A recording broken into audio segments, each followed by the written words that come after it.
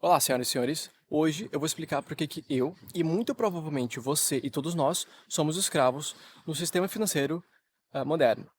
E para iniciar, a gente precisa entender o que é dinheiro.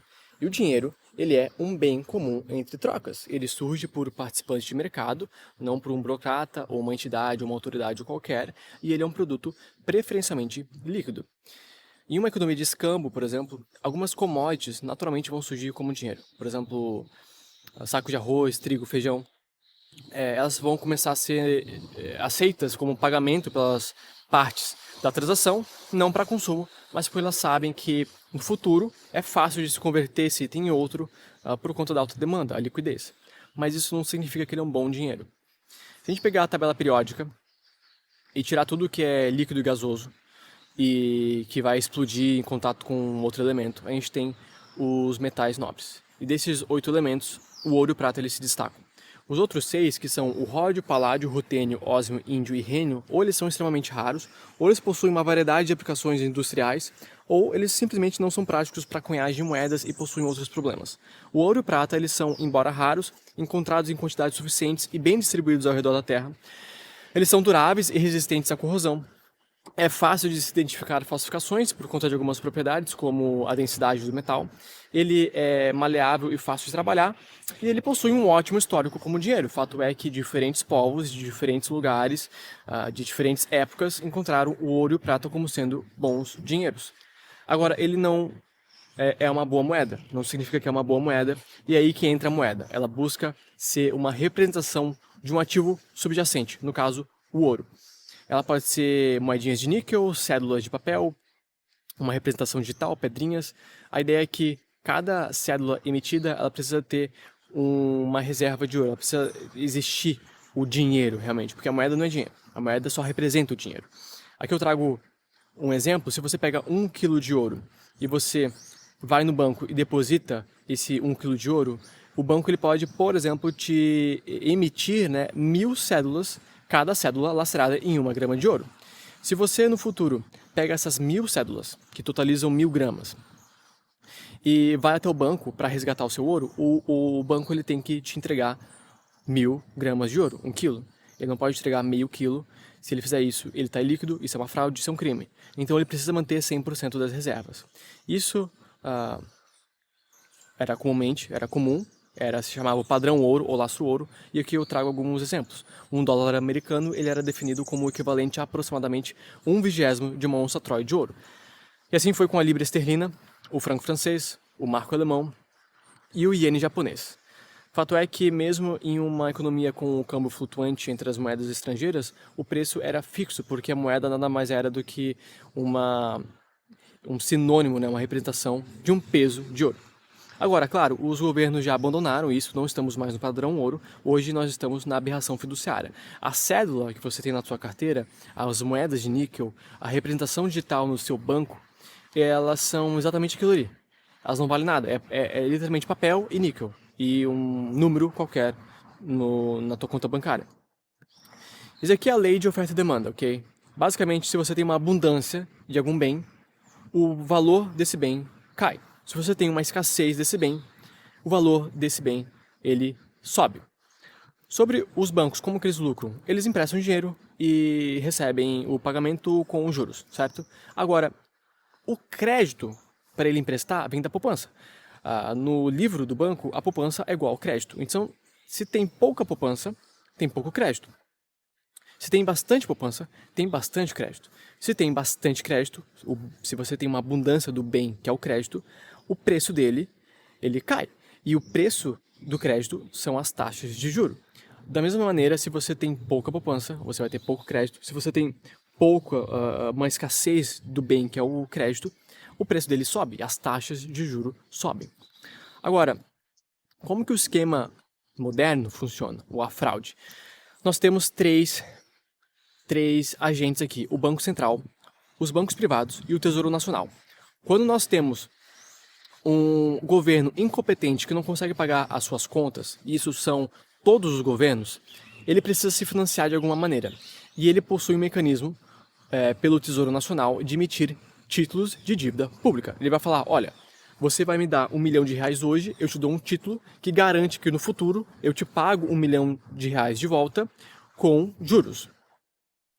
O Tesouro Nacional ele faz um leilão com os bancos e os bancos compram o título da dívida pública e o Tesouro Nacional entrega os títulos da dívida pública para os bancos. Até aí tudo bem, o Tesouro Nacional ele conseguiu se financiar e vai pagar suas despesas. Agora, sobre esses bancos. Esses bancos são chamados de dealers primários. São eles, na data de gravação desse vídeo, o Banco do Brasil, o Bradesco, o BTG Pactual, o Banco BV, o Santander, o Bank of America, o Itaú, Caixa e o Goldman Sachs. E todos eles, ao final de todo dia, eles precisam manter em suas reservas 20% dos depósitos, junto ao Banco Central do Brasil. Todos os 80% vão ser emprestados, eles não precisam manter 100% das suas reservas. Isso nos leva às reservas bancárias fracionadas. Vamos imaginar que o fulano deposita R$10 mil no banco e o banco vai manter 20% desse depósito em reserva, 2 mil, e vai emprestar 8 mil para frente para o ciclano. O ciclano então deposita esses 8 mil reais na conta de outro banco, que vai manter 20% desses 8 mil, 1.600 em reservas, que vai emprestar o restante 6.400. E assim em diante. Qual que é o efeito disso? Os bancos, eles criam moeda eletronicamente a uma taxa que é inversamente proporcional ao compulsório. Se é 20%, um quinto, a moeda ela pode se multiplicar até 5 vezes. Ou seja, os R$10 mil iniciais, eles podem virar até R$50 mil. E o Banco Central, ele é a única entidade que pode realmente emitir moeda. Mas os bancos privados, eles emitem a maior parte da moeda escritural, que é basicamente moeda fictícia. A maior parte da moeda em circulação no mundo. Agora, vamos imaginar o Bradesco e o BTG Pactual nesse exemplo. Chega no final do dia e o Bradesco está com um déficit de 3 mil e o BTG Pactual ele tem um excedente de 3 mil reais. O Bradesco ele precisa cobrir esse buraco de alguma maneira. E os bancos eles podem pegar emprestados uns dos outros para cobrir esse buraco. Então, o Bradesco ele pega 3 mil emprestado do BTG Pactual e como garantia desse empréstimo ele usa os títulos de dívida pública. Isso é feito no mercado interbancário. E por lei, o banco que está tomando o empréstimo, ele é obrigado, no caso o Bradesco nesse exemplo, ele é obrigado a pagar esse empréstimo no dia seguinte com juros, sendo os juros a Selic diária, que é o Sistema Especial de Liquidação e Custódia. Porque os títulos da dívida pública, eles são um instrumento na economia de risco zero. Agora, voltando aqui para entender como a fraude funciona, depois que os bancos compraram os títulos da dívida pública, eles podem comprar e vender esses títulos no mercado secundário. Quem que participa do mercado secundário? É os bancos privados, outras instituições privadas e o Banco Central. O Banco Central entra na jogada. E o Banco Central ele é uma entidade que vai agir como um market maker. Ele vai tanto comprar quanto vender títulos de dívida pública.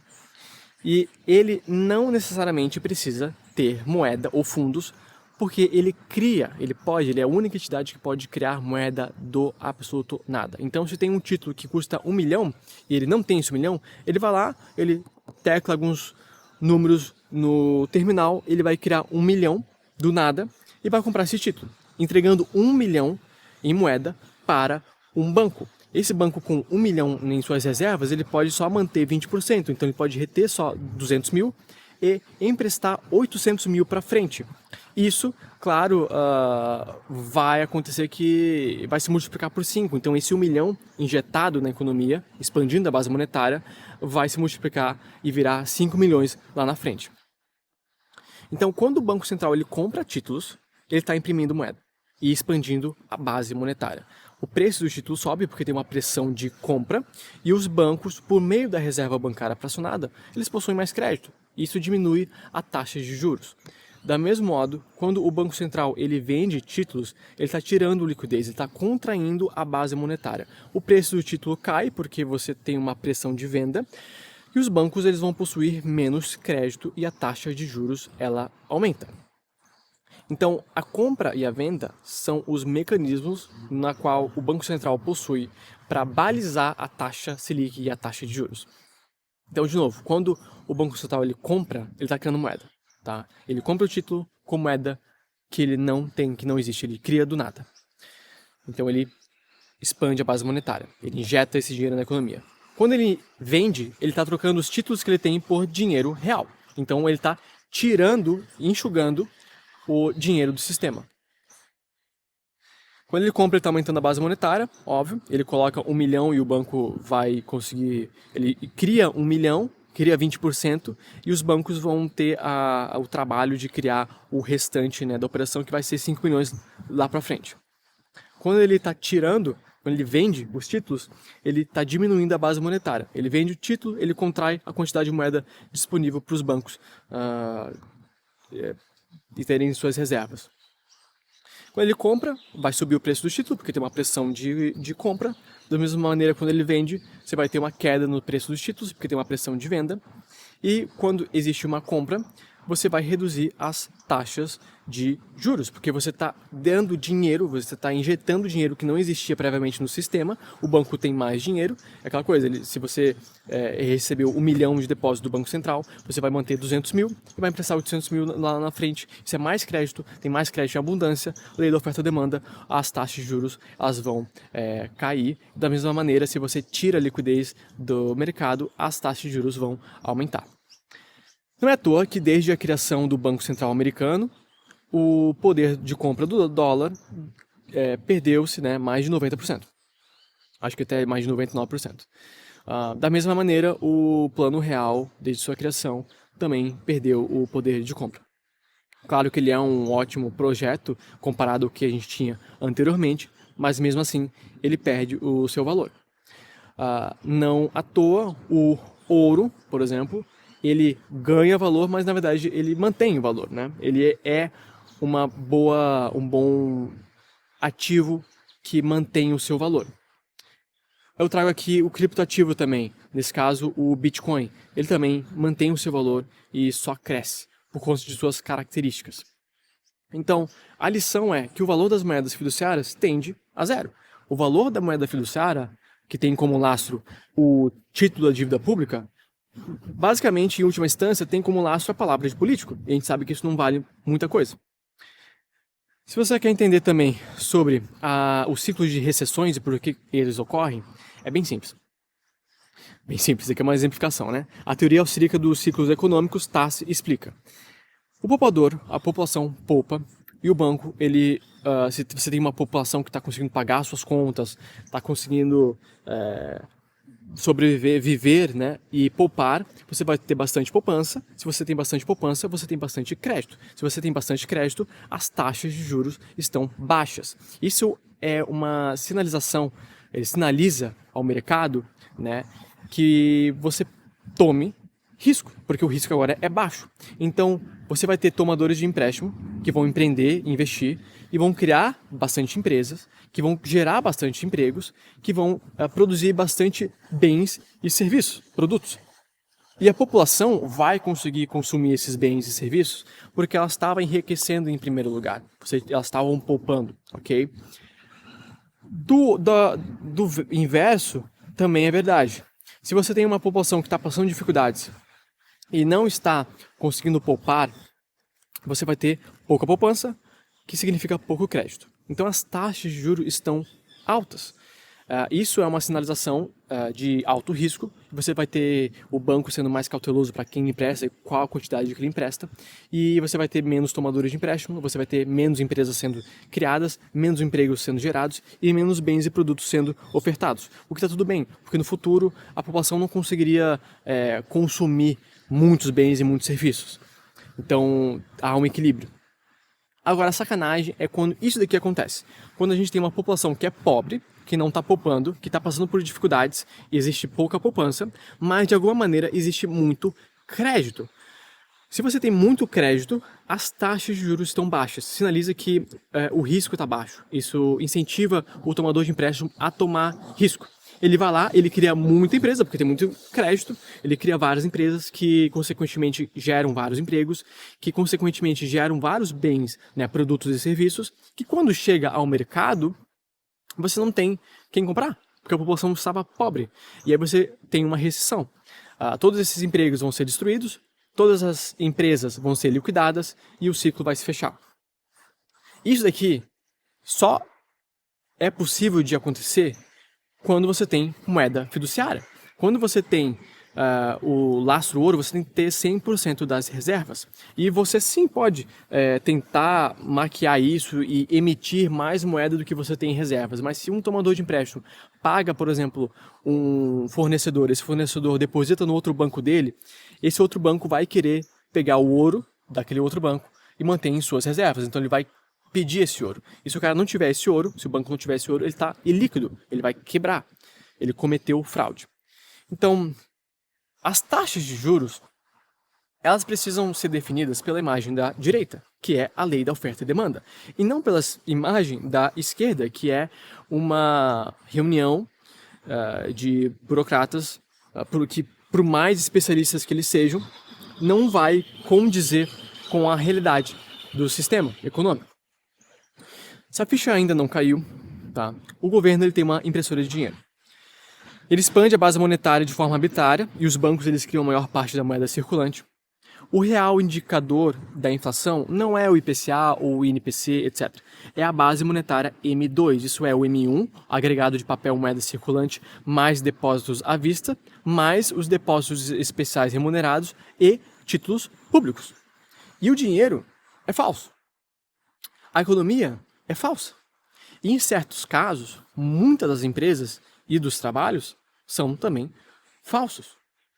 Se você injeta a economia, enche ela de crédito podre, mesmo a população estando pobre, né, você vai criar uma economia zumbi se você mantém ela por muito tempo. Isso é o caso do Japão.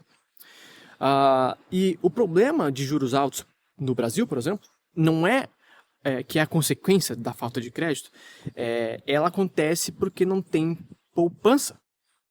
Somos um país pobre. É simples, é básico. Hoje a taxa de juros está em média 10%, né, que mantém o financiamento do governo no mínimo atrativo, que ele incentiva justamente a renda fixa, né, investimento no Brasil.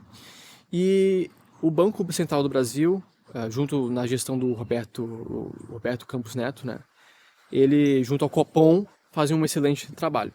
Se os juros forem jogados para baixo de forma artificial, que pode ser feito a qualquer momento, o Brasil ele vai sentir um crescimento por conta de crédito barato sendo injetado na economia. Você vai ter um crescimento momentâneo, mas ele vai acabar com um eventual desastre que vai ser uma recessão. Porque se você não... O que você tem de investimento no Brasil? O agro?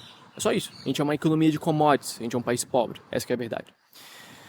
Bom, isso nos leva a instrumentos como criptoativos. Eu trago o Bitcoin como exemplo. Ele não é perfeito, eu tenho minhas críticas a esse instrumento, mas ele tem algumas características muito interessantes. Ele tem uma oferta limitada de 21 milhões de unidades, ele tem uma previsibilidade de emissão, ele é descentralizado, nenhum governo é dono da moeda, do dinheiro. Ele é seguro através de criptografia, ele é imutável, ele é transparente, ele é divisível até 8 casas decimais, o que torna ele também sendo, além do dinheiro, a própria moeda. E ele é uma moeda exógena, diferente da fiduciária que é endógena, que vem de dentro do sistema, assim como o ouro.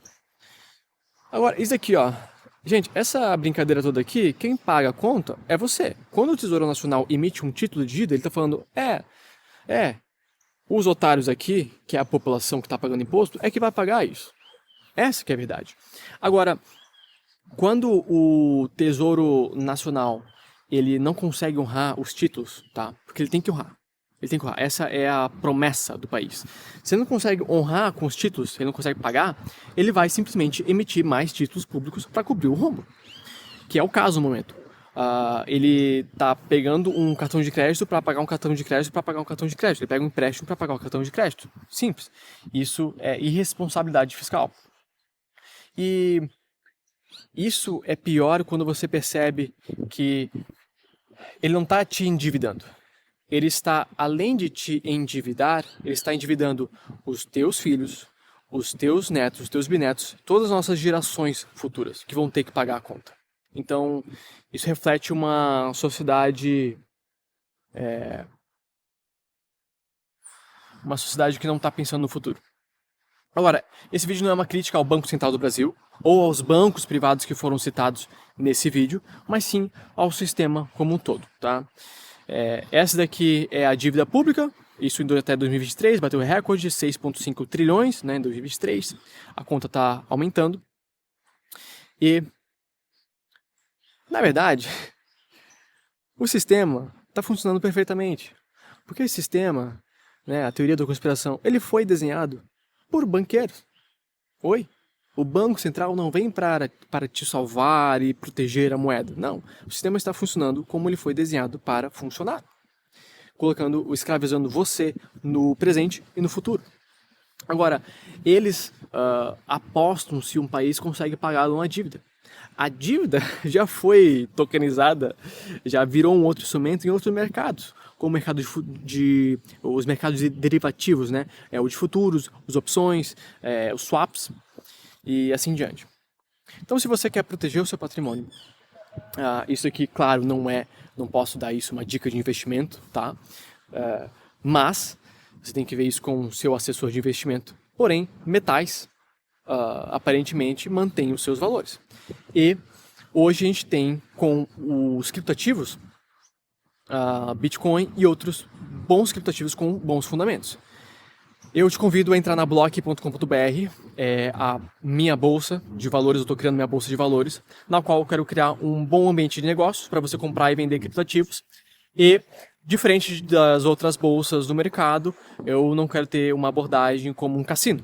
Eu quero colocar bons projetos, tá? Não a moedinha Pepe, Meme, Go to the Moon 8000, porque você não vai encontrar isso lá. Então, entra na waitlist, coloca teu e-mail, teu telefone para você ser notificado quando ele efetivamente lançar. E se eu falei alguma abobrinha, ou se você quer contribuir com a discussão, deixa um comentário. Tchau, tchau. Debt Slave.